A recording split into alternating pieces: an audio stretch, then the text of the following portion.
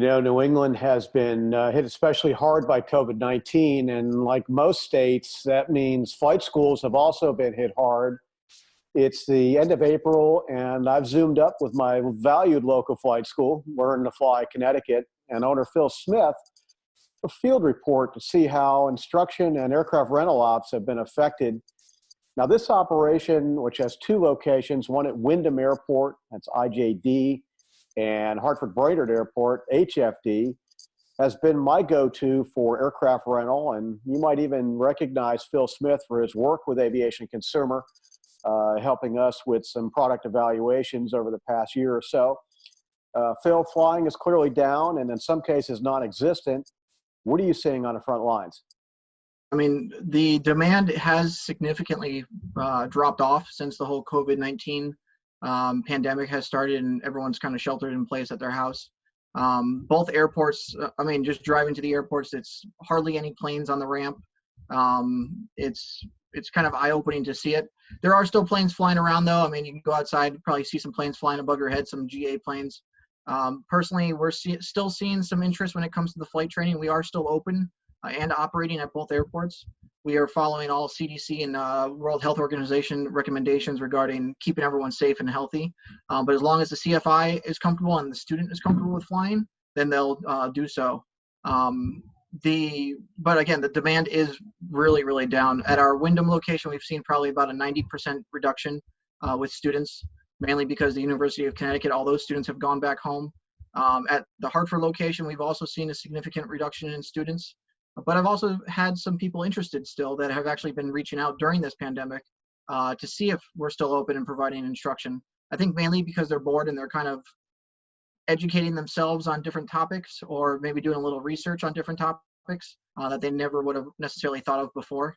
So the demand has dropped, but it's still there. It's going to be there in the future. I have seen some posts regarding on Facebook on some CFI discussion boards of people that are saying that the whole pilot demand and the aviation industry is going to kind of go on its head after this whole pandemic.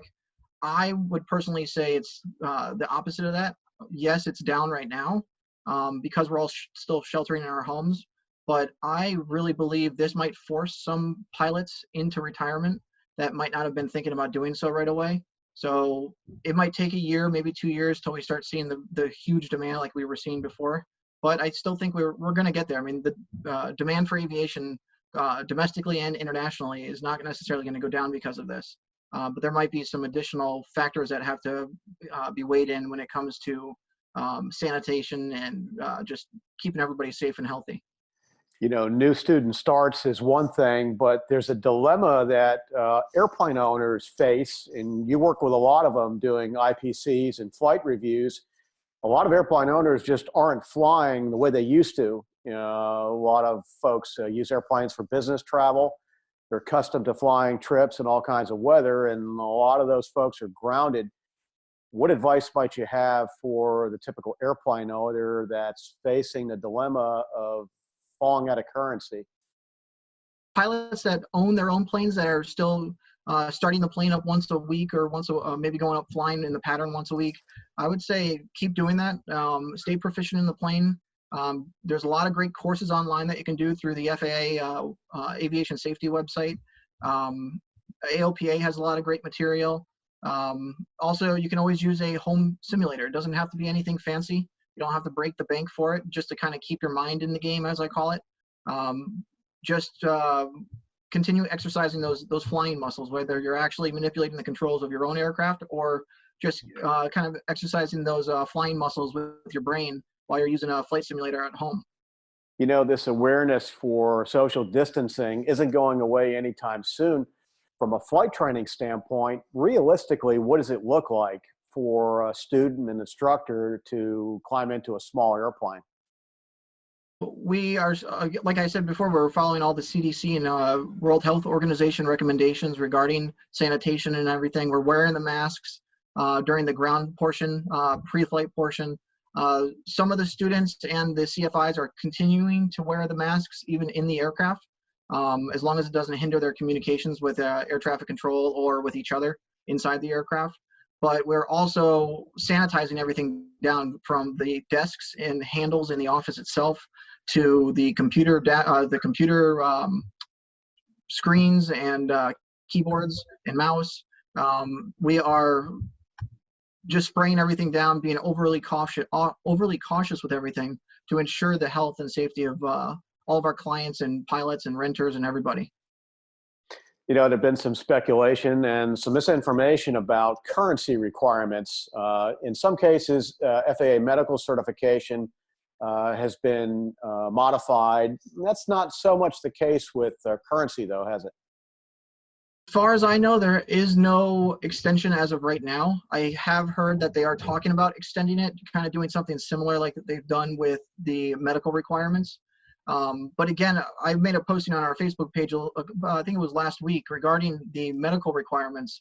While the FAA has said, hey, you don't need to do this right now because of the whole COVID-19 thing, I would still highly suggest people reach out to their insurance company, because if you are flying with an expired medical certificate or you're out of currency with a flight review or an IPC, you're going to want to talk to your insurance company before you put yourself in a situation where you're kind of twiddling your thumbs afterwards going, well, I wish I had called them beforehand.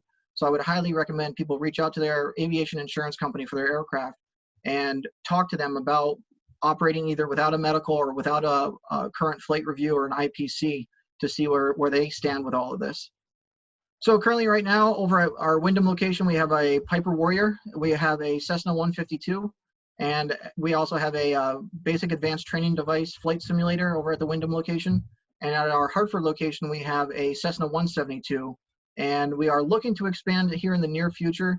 We have, if it wasn't for the whole COVID-19, we would already have a Pipistrel Alpha Trainer, a light sport aircraft available at our Hartford location, but because of that, because of the COVID-19 and the drop in demand with students, we have pushed that off a little bit. We'll probably be getting it sometime in May, possibly right at the beginning of June, and then it'll just be flying like crazy because there's no current location where you can rent a light sport aircraft in the state of Connecticut.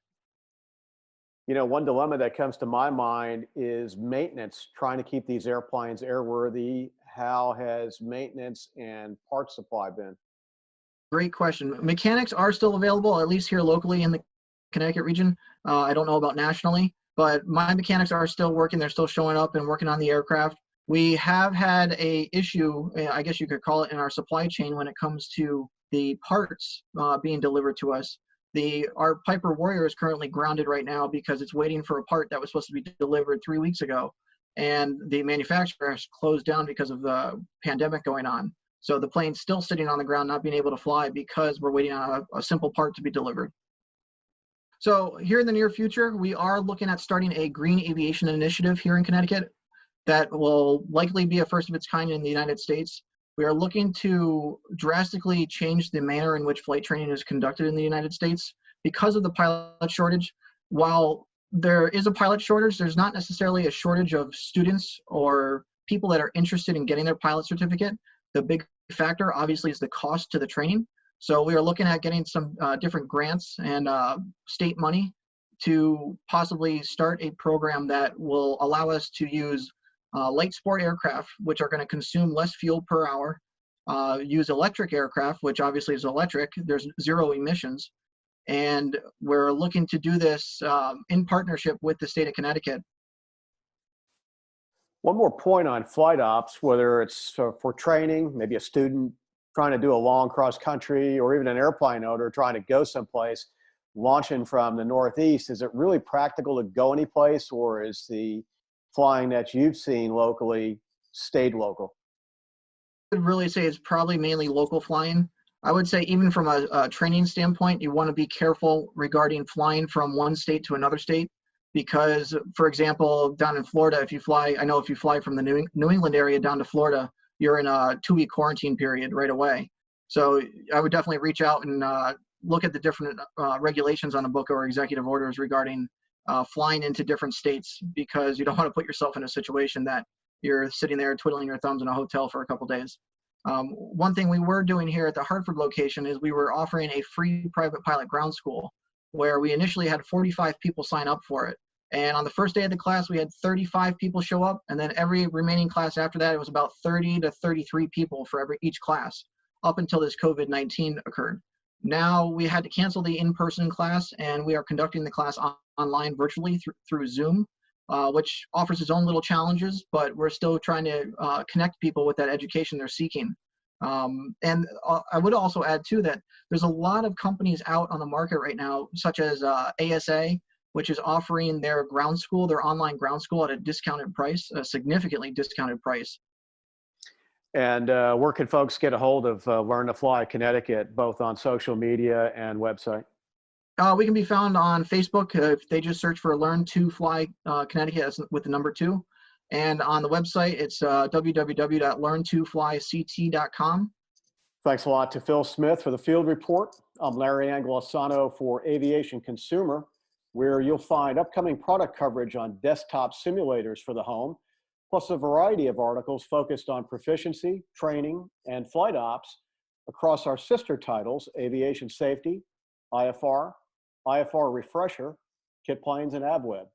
Thanks for watching.